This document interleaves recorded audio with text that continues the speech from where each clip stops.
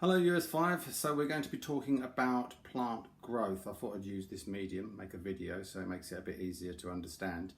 This way I can actually use visuals such as props and videos and pictures. So we're going to start off talking about tree growth. This would apply to all plants, but we think that trees are probably an easier thing to study simply because of their size. So let's start with the inside of a tree.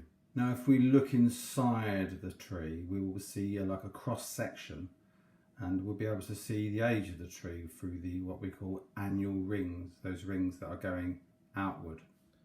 If we look closely at the annual rings, you'll notice that there's a dark, very thin dark line, and then it goes white, and then there's another thin dark line, so you can literally count the age of the tree going back in time.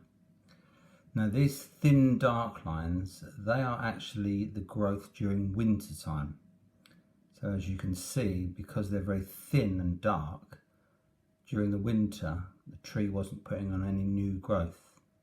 And the white bands, that would be from spring through the summer season, when the tree is putting on a lot of growth, a lot of foliage, photosynthesizing. So these white bands will be the season of summer. And the great thing about looking at inside a tree is you can get an idea of what the weather was like at the time this tree was growing.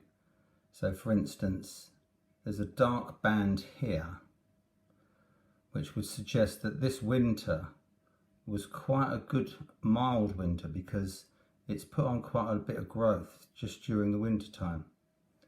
And then the year before that, or 2 years before that, you can see it put on a lot of growth during that summer. So we can get an idea of the year and the type of weather conditions during its life. Now this is a science called dendrology, and dendrologists can take a core out of old pieces of wood and actually date pieces of material like furniture right back to 18th century and before. So this is a really good indication of time and weather patterns during the course of this tree's life. Now at the end here, right towards the very edge of the tree here, you can see they're quite large bands. So what's happening is the tree roots are getting larger, so therefore it's putting on more growth, very, very wide growth, and the weather conditions have been favourable for this tree.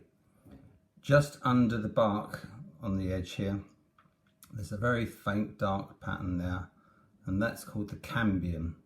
Now the cambium layer is the only living part of the tree. So under here, this is where the tree is living, and all this wood going right back to the beginning of the tree's life, this is all dead cells.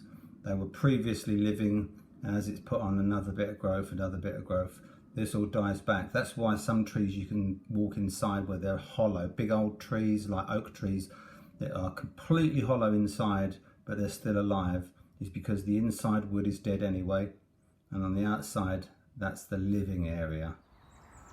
Now let's look on the outside, and as we can see, the tree is very tall, and the objective of a tree is to get its leaves as high as it possibly can towards the sun. And as we know, the sun is the prime source of energy for the tree in order for it to undertake photosynthesis. A final point about tree growth, and that is that if a tree is getting the right conditions, watering regularly, plenty of sun, it will grow to a huge size. But if it's not, it can be growing next to a tree planted at exactly the same time, but one is bigger than the other. So there's another factor to consider when looking at tree growth.